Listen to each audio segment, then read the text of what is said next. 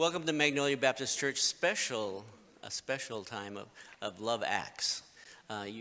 Pastor Mike has been speaking the last couple Sundays about Love Acts.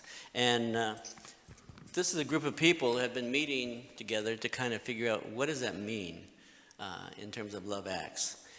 And that name that's up there, Love Acts, it simply tells us to follow the leading of Jesus Christ when he says, love God and love your neighbors.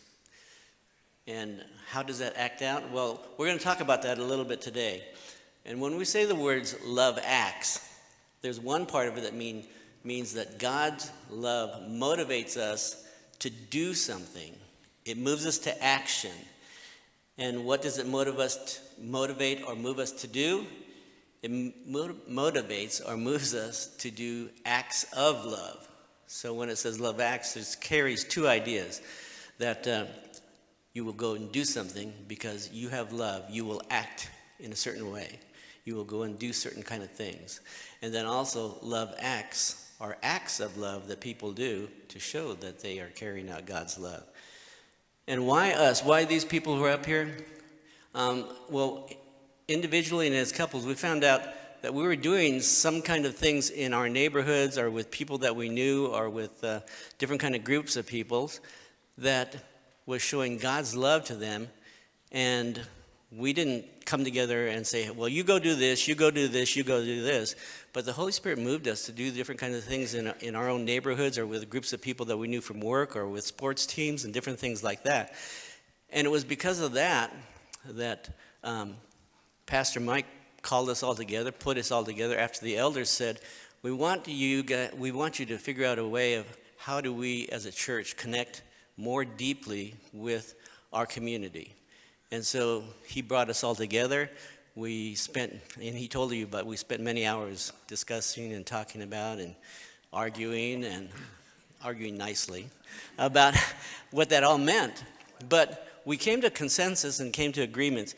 And some of you may say, well, why don't you just take a missional program that is already in existence and use those methods and suggestions to touch our community? And one of the things we all agreed upon was the fact that oftentimes a missional program starts to make believers depend too much on the program rather than depending on where is the Spirit leading us. And we all found that we were led in different ways by the Spirit to do different kinds of things. And it was that leading of the Spirit that helped us to have a relationship with different people in our neighborhoods or different people in our work or sports teams and things like that. So today we're going to talk a little bit more about what does it mean to see love and action, to have love acts in our church.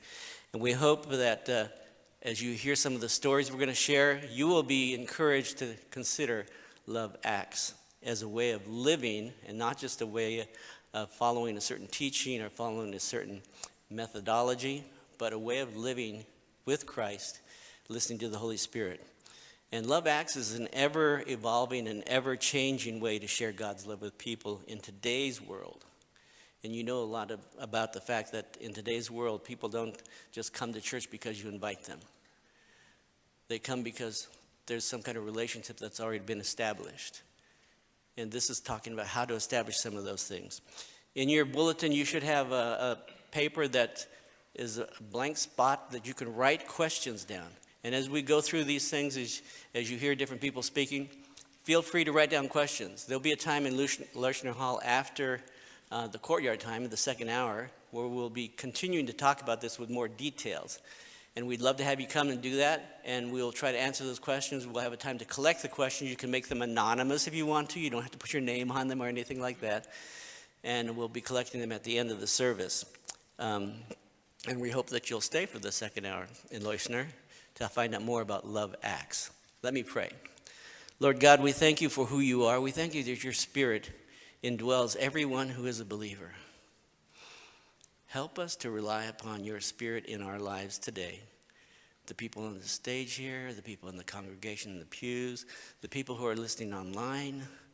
Help all of us to depend on your Holy Spirit to open our spiritual eyes, to open our heart to the things that your Spirit is pointing out to us in the things that we are doing or the things we're not doing, the things that we should be doing or the things we should not be doing. Help us to listen to your Spirit's work in our lives, to let him be the leader of us, to let him be the one that we lean upon for the knowledge and the direction of the things that we're doing. Thank you, Lord, for whatever you're going to do today. In Jesus' name, amen. Today we're going to start off with Corey Wild. Joanne's going to read scripture. Oh, I'm sorry. Yes, I forgot about the reading of scripture, see? Go ahead. A few scripture passages. The first one is Isaiah 41:13. For I, the Lord your God, hold your right hand. It is I who say to you, fear not, I am the one who helps you. Then Matthew 22:37 through 40. Jesus replied, love the Lord your God with all your heart and with all your soul and with all your mind. This is the first and greatest commandment, and the second is like it. Love your neighbor as yourself. All the law and the prophets hang on these two commandments. And the third passage, Matthew 28:19 through 20. Go therefore and make disciples of all nations, baptizing them in the name of the Father and of the Son and of the Holy Spirit, teaching them to observe all that I have commanded you. And behold, I am with you always to the end of the age. Good morning. Good morning. As I share with you this morning, I want you to think about two questions. The first question is, who is my neighbor? So keep that in mind and just be thinking about who is my neighbor. Not my neighbor, but your neighbor. So who is your neighbor? And secondly, where is my neighborhood? So we tell God stories here, and I've told a couple different God stories. The first one is a couple of neighbors. We started passing out the little bags that are there in the benches next to you. And right after we did that, the neighbors across the street said, hey, let's go out to dinner. And we're friends with them, but we haven't spent much time with them. So we went out to dinner, and they ended up telling us that their daughter had passed away. And so we invited ourselves over the dinner after the dinner and just sat and had tea, and we just listened. And they told us precious memories of their daughter, and it was really a great time. Fast forward to December, after passing out a few different bags and gifts to our neighbors, and we had a Christmas party, and Ron came to our Christmas party, and his wife had died that week. And so we've had the opportunity to have Ron over for dinner on a regular basis because he's got nobody to talk to or share his joys or sorrows with, and we want to be that for him. Another story I told about was going to Las Vegas, New Mexico. Many of you may remember that story. And we had the opportunity to work in the kitchen. It wasn't planned, but God planned that we would work in a kitchen and make sandwiches for firefighters and displaced people of a major fire that occurred in our vacation destination. So that was Las Vegas. It became our neighborhood. We volunteer every Tuesday at Tucker Wildlife Sanctuary, which is in Majeska Canyon. And while we were there doing that, a couple came up and said, hey, is the sanctuary open? Well, it's been closed, and it still remains closed. But we got chatting with them, and it turns out they're from Brazil, and they come here twice a year. And they come for the NAMM show in Anaheim. And I just found out that they were having the NAMM show, so I contacted them, and we went out to dinner the other night. And the lady shared with us that she worked in a different city than her children growing up. And in fact, her daughter at age 16 emancipated, which means she got legal custody of herself, basically. And she was telling us about the regrets that she had not being able to be mom because she was working in a different city. And she, things that you don't talk about out to dinner with people you just met for the first time. And day before yesterday, I went to Santa Barbara and came back 2 days ago, and I came back yesterday. And we met a couple on the train who happened to be going on the same train car and coming home the next day on the same train car. And toward the end of our trip, after speaking with this couple, they said, "We think we'd like to spend more time with you." And we exchanged phone numbers, and so we'll be getting back together with them when Brenda gets back to town. She's out of town. She'd be up here because she normally, believe it or not, does all the talking when we pass out our bags. If you knew Brenda, that would make you laugh, right? Kind of funny thing, right? She's very quiet. Anyway, so keep in mind, who is your neighbor and where is your neighborhood? Because ours is way bigger and they're more populated than we would have ever imagined. Yeah, so when you think about loving your neighbor, do you just think about the person next door in the house there, and the house there, and the house across the street? I hope you think about the people you work with. I hope you think about the people you're in clubs or organizations with. I hope you think about the people you might just meet continually at the grocery store, the same checker that you go to every week. The neighbors are the people that we come in contact with. And in Love Acts, neighbors are people God puts in our paths, people who seem to need or seem to want the care of believers. The care of believers, people who have Christ in their lives. Next are the Spikermans. I'll go first. Our small group has done a couple of weekend retreats, and we went on a walk. Well, we were up in Big Bear one day. We went on a walk, all of us, and guess what we did? We walked the neighborhood. What'd we do? We waved, and someone waved back. And we spent almost 15 minutes at a house because we waved. These bags in front of you, they're there because we want you to take as many as you want and give them to somebody. Wave, be a good neighbor, and say, "Here," and see what God does. I got one other story. It's about everybody here knows pretty much that we do a food pantry on Thursday here. And there's a dedicated person from our congregation who serves there all the time, and this person invited a neighbor to come. But the neighbor's request was, "Don't invite me to go there, looking at the church, this building. I'm not going there." Okay? 3 months later, this person is still serving on Thursdays. And this person made a comment going, "This is different than I thought. These people are different." So let me fill in the blanks. People are not coming to church anymore. They don't go here. But newsflash, we are the church. Amen. If you know Jesus Christ is Lord, you have the Holy Spirit within you. You and us'uns, we're the church. And to have a person, we rub shoulders with non-believers. We're really good at inside the church, loving, caring. We should do that. Please keep doing it. That's only half the battle. Amen. Rub shoulders with your neighbors because we are the church. And God uses us for your honor, for your glory. He sends us into the world. Let's be obedient with that. Well, you know that I don't have a problem being in front of people. And I hear that from some of you folks who have known me a long time.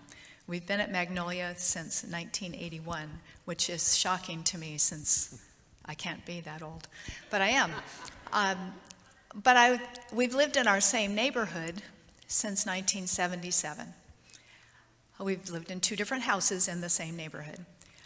And when I talk about things that I've done, some have said, "Oh, well, I'm not like you, Julie. I can't talk to everybody." "Oh, I'm not like you, Julie. I can't do whatever I can't do." Well, I can't play the piano, so nobody asked me to fill in for Jen today because we don't all have the same gifts. But I started analyzing my progress since moving into the neighborhood and what has happened since. So when we moved into the neighborhood, we had young children. Well, we only had one young child. And I didn't get out much.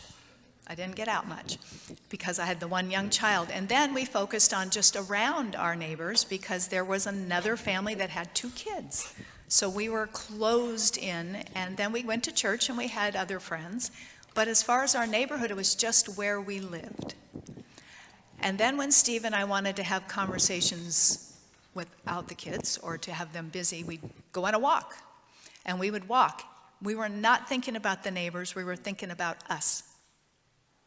And then when the kids were older, we could go without them because we're pushing them in a stroller, they're not paying attention to us. Then we would walk by ourselves. And we could walk longer as the kids grew up. And then we walked for exercise. Okay, this is still all about us. This is not about being a neighbor, this is about us getting exercise. And then we started waving, okay, just acknowledging eye contact. Really, the first thing was eye contact. Waving came later. Yes, thank you very much. But eye contact, and it was like, ooh, we made eye contact with that person. Like, are we going steady? You know, what is it? It's like high school. And then we're waving, and then we start talking to neighbors about their cute kids, their cute pets, their nice yard, all the kinds of things. Then Steve built a patio on the front of our house so he could see neighbors. Now, I want to emphasize for those who do not know, I am the talkative one. Steve is the introvert. He built a patio for him to sit so he could see and talk with neighbors. That's stunning, don't you think? That's God working. We're still walking the neighborhood, and we're making eye contact and waving more and more. And then, and we've gotten to know our neighbors around us, and we did cookies for the neighbors that we knew around us. I think that's still about us. Okay, I'm sorry. I think that was, for me, still about me. And then we had like a thought that came from somewhere else about doing something for the neighbors. Not just the ones you know, the ones you don't know. So we made a mental list of all the people that we make eye contact with, that look back at us, okay, and that wave. We don't know them. And we started doing the bags. And we started doing more bags. And what has happened is we now talk with the neighbors about other things because they stop and want us to talk. We have come to the point, and this is over time. Remember, we moved in 1977. We started doing bags not even 2 years ago. So that is how different things have been and how accelerated the contact with our neighbors.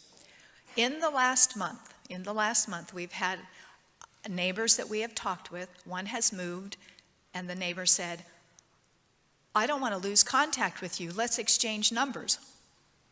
Okay. We can do that. We did that. That's good. She texts me, are you going to come and walk with my dog and I on the beach? She's like, okay, got to do that. Another neighbor, as I'm talking, says, those bags are so cute. Next time you make the bags, I'd like to help you. And I said, well, we've already got that covered. I get home and I realize I'm making 50 bags for camp. I called the neighbor. The neighbor came and helped me make the 50 bags for camp. We had great conversation in our dining room. I didn't plan that. This is what is happening in our neighborhood. They are seeing us as friends, not just neighbors. We will be their neighbor if they need something. They know we're there, but we are making friends and exchanging numbers. One final thing, we walk a lot in our neighborhood, up and down every street, okay? So everybody gets to see us twice if they're there. We walk on one street that we just walk on one time, and there's one person that we have met. And just kind of chat, because young kids, they're teenagers, they run.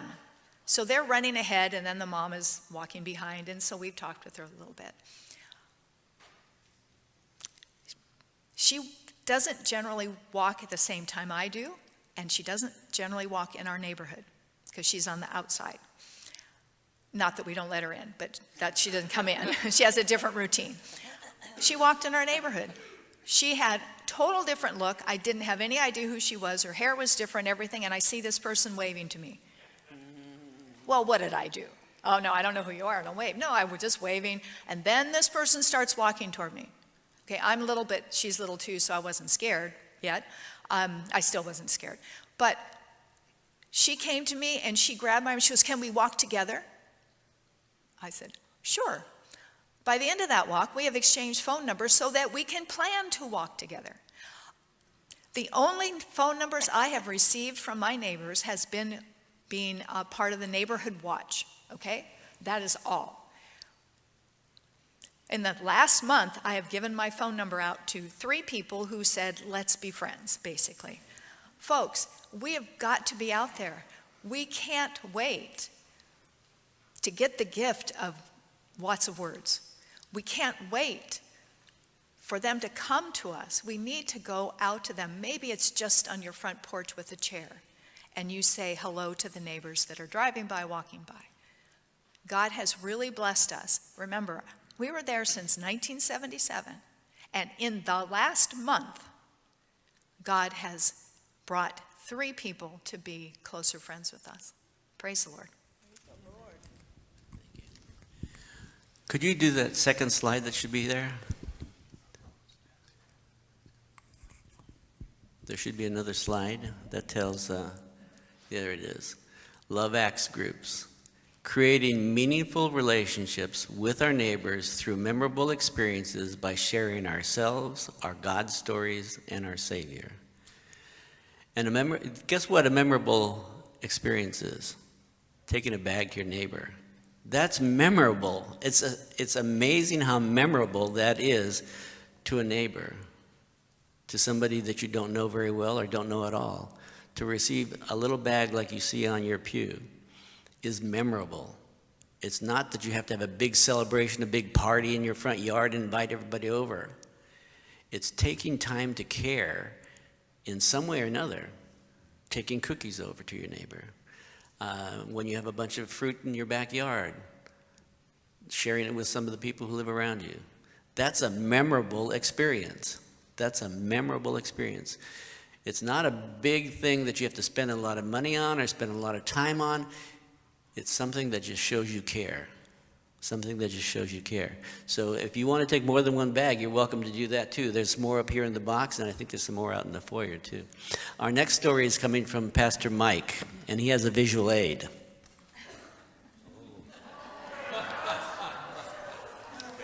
Over.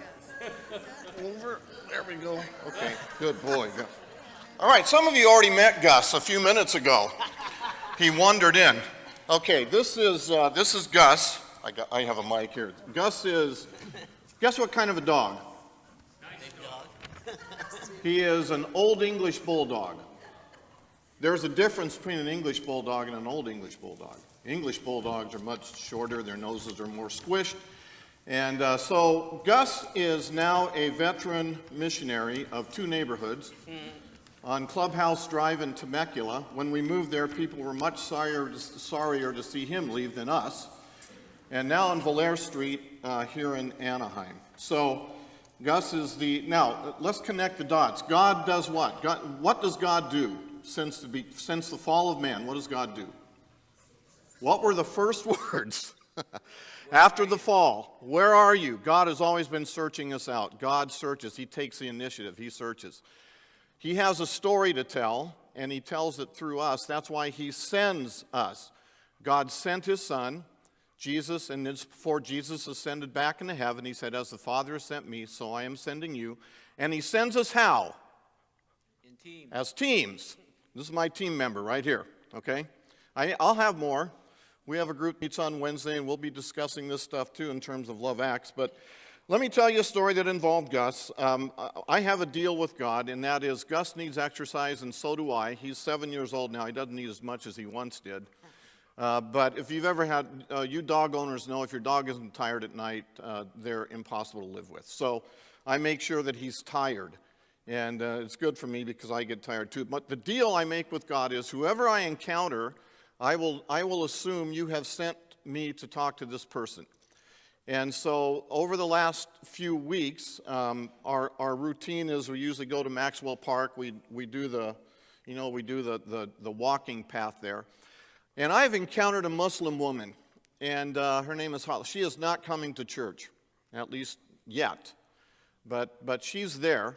And so I do what the Spikermans do, you wave. And last week when we looked at the Gospel of Luke, where Jesus told them to go 2 by 2 if they encountered a person of peace, to stay there. A person of peace is just somebody who's responsive. So we've waved, and then a couple of weeks ago we actually talked a little bit and found out a little bit about her life. And then last Sunday I had Gus out again. Now here's how the internal conversation goes, and many of you will recognize this, all right? I saw Hala way down at the end of the walking path, and I say to myself, well, there's Hala again. I don't have time. I don't have time to talk to him. Maybe I'll just turn around and take Gus. So that's the internal conflict, right? That was a lie spawned in the pit of hell. I had all the time in the world that night. So I resisted that voice because I knew that wasn't God's voice, and I walked on. Well, this is based now upon several encounters, but last Sunday, she pretty much unloaded her story on me. She is a single woman. She's lost 2 husbands, one to cancer, one to a car accident. The car accident left her pretty much without resources. She was supposed to get some insurance money. It hasn't come in. She lives with her son in a one-bedroom apartment nearby here, and she's desperate. And you could tell she was just wanting to tell someone her story. And of course, over the encounters, I told her who I am, and that I'm a pastor of the church here, and that we can freely talk about God if she wants to. And of course, that's led her. Gus sees your dog there, Debbie. Yeah, he wants to go play.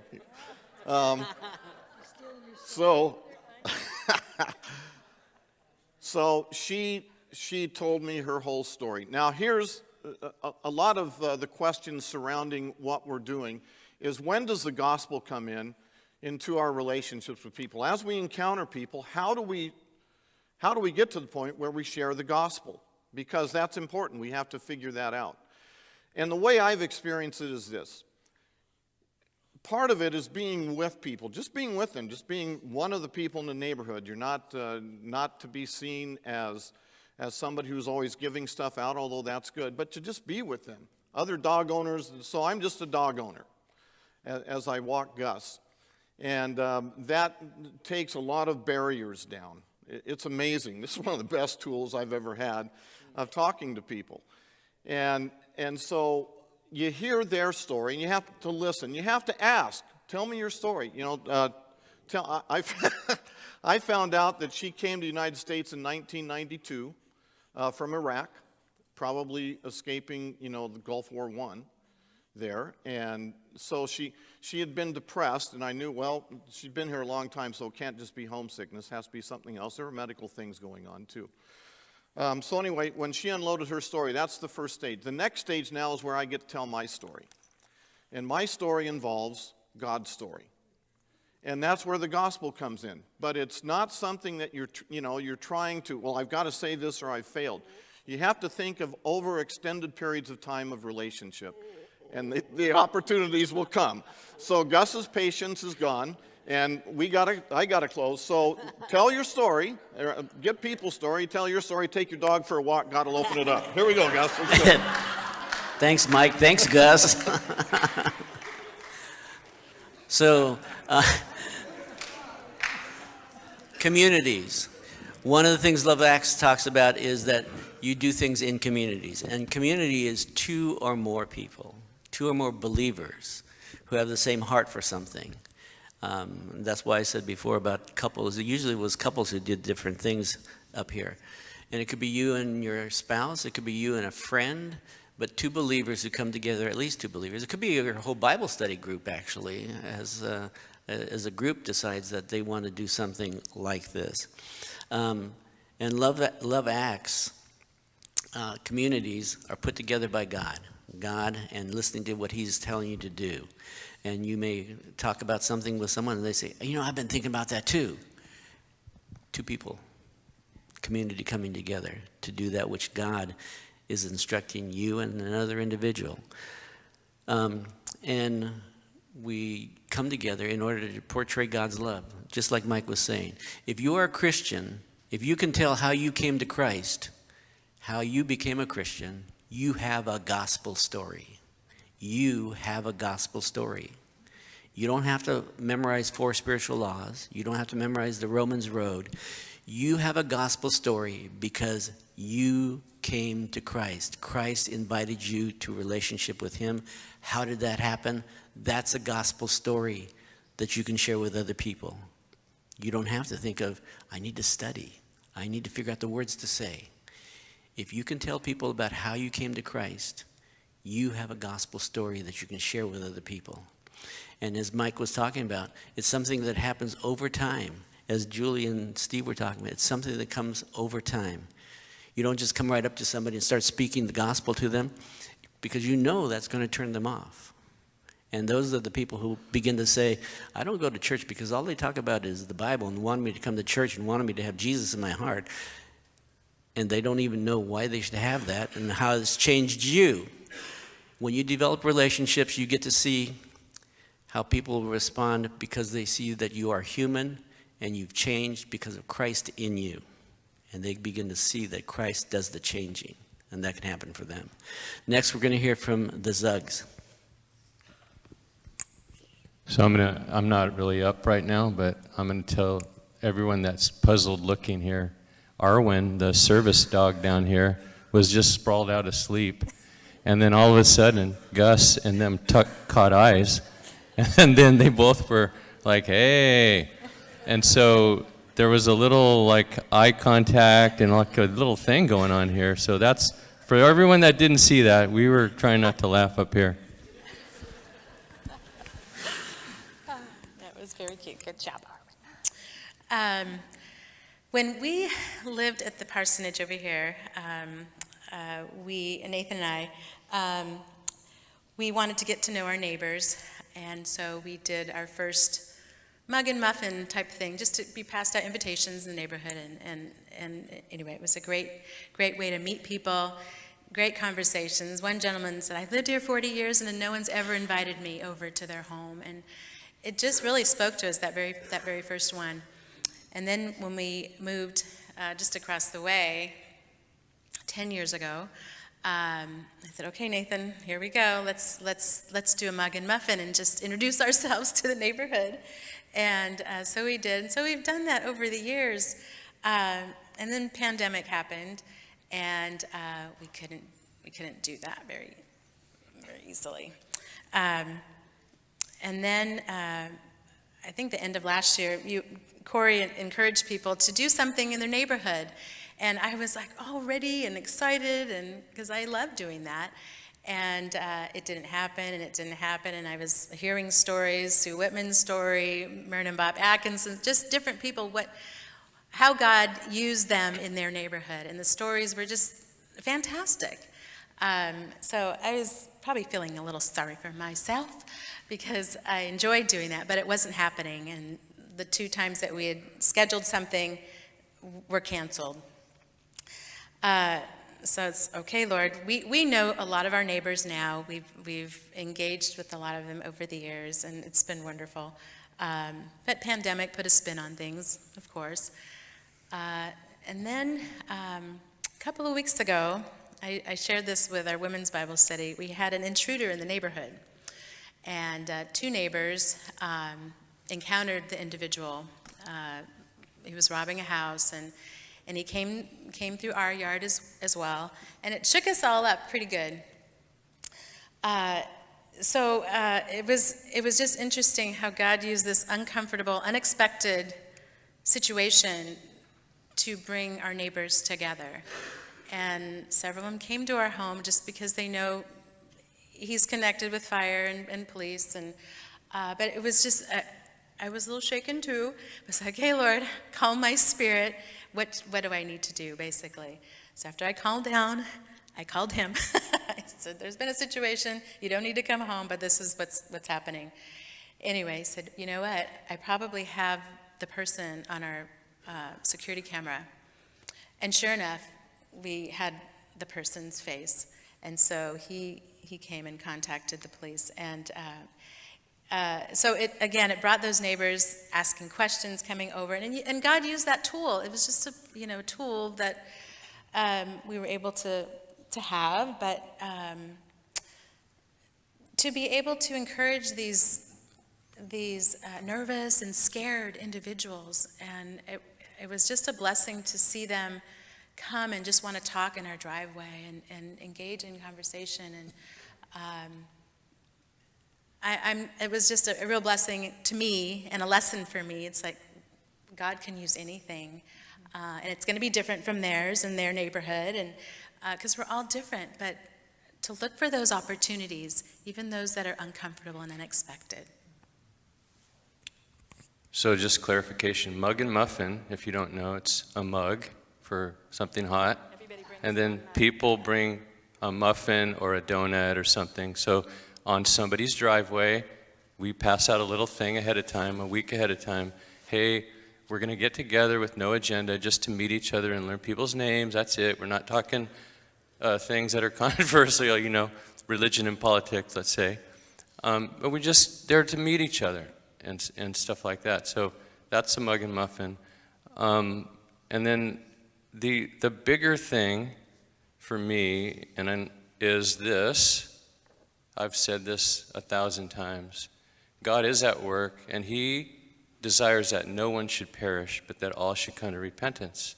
He's at work in everyone's life. We just have to look for it, and he cares about it more than we do. And so if I can just find God working, and I can say to somebody, to take the courage to say, excuse me, but that's God at work. That's it. And then, can I pray for you? So the two things I do all the time across the city, everywhere I am, I look, that's God at work, and if I have the courage, I can say to the person, can I say something? Yes. That's God at work. And then that creates a different kind of conversation. And then, can I pray for you? And I've had the most awkward, inconvenient prayer times because in my neighborhood especially, I'm trying to get work done, I'm working on my yard or whatever, and someone comes by and then I'm like Mike. Oh man, I don't have time for this. Oh. And then the person's like, can you pray for me? Or I say, can we pray? And they say, yes, please. And then in front of the whole neighborhood, they're like, right now? So anyway, that's just, we're God at work pointer outers, and we need the courage to see that and then step into it in a way that can articulate our faith and the hope that we have. God at work. You got to notice it. You got to pay attention to it. You got to realize that he is at work, regardless of whether we're paying attention or not. He still is at work, but he wants us to pay attention and step into those places where he wants us to step in. My wife is next. Well, good morning. Dwayne and I were married 10 and a half years ago, and at that time we moved into our neighborhood. And after the honeymoon period was over, it's still not over. After a few years, we thought, we need to do something in our neighborhood, So, hey, let's have a Bible study. Well, that sounds like a wonderful Christian type thing to do, and I could go, we got a Bible study in our neighborhood. We invited all these people. We put our flyers out. We put them out twice. So, yay, Bible study's coming. Crickets. Nobody showed up. Nobody. So that was a little weird. God kind of shut the door on that. We didn't gain any traction in trying to reach our neighbors, even though we thought we had right motives and we were doing the right thing to do that. A little later on, we did also do a dessert on the driveway, and that didn't really gain much traction either. So we were highly challenged with the idea that we were asking people to come to us. And then God brought a pandemic around. So there we were with the pandemic, and we started to think about the folks in our neighborhood that were sitting in their houses, their doors shut, all isolated and fearful. We have a lot of senior citizens in our neighborhood too. And how are we going to care for them? That became the thing that we kept thinking about and praying about. And so what we thought was, well, let's go and give them something that would reassure them. So the very first thing we did in our neighborhood is we took masks and we took hand sanitizer. And it was so well received, people would open the door and go, yes, yes, I need that. We even had one lady coming down the street to get it from us.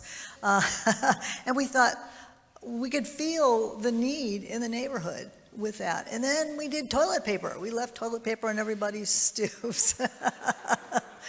And so, in the package, we had little firework things sticking out of them, the little snowman faces on them, but they were left on the stoops. And so we continued to do that every 2 weeks. And we've been doing it for 3 years. Right now, I think 3 years, about 3 years. And we didn't go banging on the doors and saying hi where we're neighbors. We just left things. And we would leave little cards and tell them who we were. And so little by little, people would stop us and say, oh, I love that gift you gave us. That was really amazing. Thank you so much. But the doors started to open. And into folks' lives, we would get a card that says, I'm a believer, but my husband is not. Please pray for him. We had an older lady across the street who uses a walker, and it takes her forever. She really has to work so hard to get across the street to our house. She came by twice to see us because we were leaving gifts for her. And we were able to go over and spend time with her and her husband. We've been able to help him because she passed away just a month ago. God opened a door into our neighborhood with people we would never, ever have even waved to. And a month ago, 3 days before she passed away, the Lord just said, go see what's going on over there. And we were able to see her and remind her that God has a plan for her, that her soul, she's a believer, has already been given a place in heaven, that she has her spot. And so what a blessing for us, to be able to do that. And then Dwayne has been able to go over and minister to him too, since he's lost his first wife. He was aware of those, the feelings that kind of go with that. Anyway, and we just went to her memorial service yesterday. So there's a door that's open, life-ending things. And then we had another lady down the street whose husband was not a believer, and we were drawn into her story about how her husband accepted Christ right before he died. It was amazing. It was amazing to be partners in that, to be prayerful partners, and to be able to come alongside her and cry with her and hold her hand and check on her every week or two, So I have talked to you about our curmudgeon-y lady, the lady who didn't want our bags, didn't want to come to a church. She was very forthright with me about that. And God has allowed me and Dwayne to lean into her life. I see her every couple of weeks or so, and she is dying of lung cancer. And, we talk about sharing the gospel and our God stories, but there are also things that we can do along the way about sharing the truth. And so a few weeks ago, Dwayne and I decided to stop by her house, and she was in tears. She was on the phone with her son or whatever, some family member, and she was in tears over the struggle that she was having between her children wanting her to continue chemo and the horrific challenges she was having doing that. It was a very hard place for her. And so she invited us in. She just so eager to invite us in. This is the other thing that has shifted. She lets me hug her. That I never would have thought that would ever have occurred. But we sat at the dining room table, and Dwayne was able to share about the assurance that we have in Christ, the assurance of we know where we're going, and the assurance that she can know that too. And she just looks and says, I believe that, but she wasn't ready to go any further with that. So the other day we stopped by. Her family was there. She had been in the hospital. And I went over to her and I hugged her, and she said, I've decided to stop chemo. And I said, that sounds like a good decision. I said, I bet it relieves a lot of burden for you. So here, and so we will be, of course, continuing our visit and loving and caring for her as best we can. To be allowed into the lives of hurting folks who desperately need Christ, it came from putting bags and toilet paper on doorsteps. It was amazing. And I have one other real quick thing to say. The gifts come back the other way. So you guys know most of you know that I had a health issue in December, and the exhaustion was overwhelming. I could do nothing but sit on the couch, and here it is, Christmas Eve. And I'm having a pity party, right? And the doorbell starts ringing. Or we open the door and all of a sudden there's a gift. All day long, gifts from the neighbors. They didn't know I was ill. Gifts from the neighbors kept going.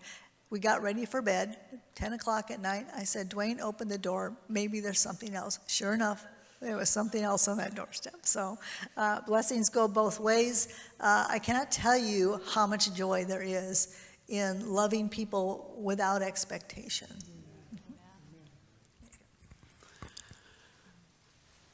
Jesus loved us without expectation. Jesus didn't say, well, I expect you to be good, then I'll love you. Jesus didn't say, I expect you to follow the 10 Commandments, then I'll love you. Jesus didn't say, this, or this are the laws you have to fulfill, and then I'll love you. He just loves us. Jesus just loves us. And that's what he calls us to love others as we would love ourselves. To love him first with our heart, soul, mind, and strength, and then to love others as he does. That's all we're talking about with the Love Acts groups.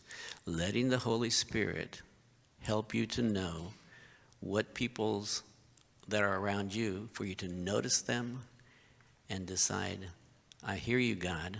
You want me to love that person. I don't like that person. Love them anyway. If God is telling you, love them anyway. The second hour, we're going to be in Leuschner Hall to answer any questions. If you have questions, we'll be collecting them. Corey will be up here in the front. Steve Spikerman will be in the back to collect any questions. And if you can't think of any and you still want to come, I'd still like to have you over there. And we're going to talk a little bit more in details about some of the things that Love Acts groups do. But I hope you get the idea that it's a Holy Spirit-driven thing that we've been doing. I want to leave you with this description of a Love Acts group. Love Acts is an outward-facing, community-focused group designed to primarily serve their neighbors. And we talked before, the neighbors are there. Anybody that God puts in your path. Anyone God puts in your path is your neighbor. And the communities are 2 or more believers who come together wanting to care for whoever those neighbors are. I'm going to close in prayer, and I don't think we have enough time for a song, but there's, I'm sure, stuff out in the courtyard for you to be able to mingle and come together. I will be out there, too, with people who want to sign up for bags or to help build bags tomorrow night. Dwayne, can I let me Sure. say one thing, just 10 seconds. This is a long haul, you guys. You're not going to go home and change your neighborhood like that. You might, God might let you. This is a long haul, so don't feel urgency just to, it's a long haul.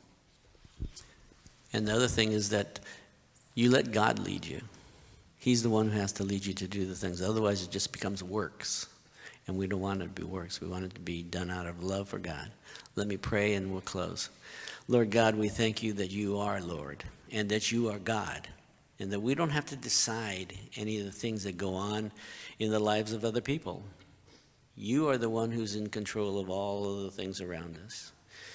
All you ask of us is obedience to love you with our heart, soul, mind, and strength, and to love our neighbors as ourselves. Help us to look at what Jesus Christ has done for each one of us and the great gift that you have given us through the life and death and resurrection of your Son, and that we would want to, we would desire to be faithful children to you, to do those things you ask of us, and that we would be obedient to you, our Father. Help us each to look into our own hearts and see those places where you are saying, yes, this is what I want you to do. This is what I want you to do. And that we each would understand that it's not necessarily the same thing as everyone else is doing, because you know us as individuals, you know us far greater and far better than any one of us can know ourselves even. So just use us to further your kingdom, to further those people who don't know you, to help disciple people toward Christ, to disciple people after they come to Christ, not by great teachings or great Bible knowledge, but just by loving them and caring for them and showing your love to others. We pray these things in Jesus' name. Amen. Thank you, everyone.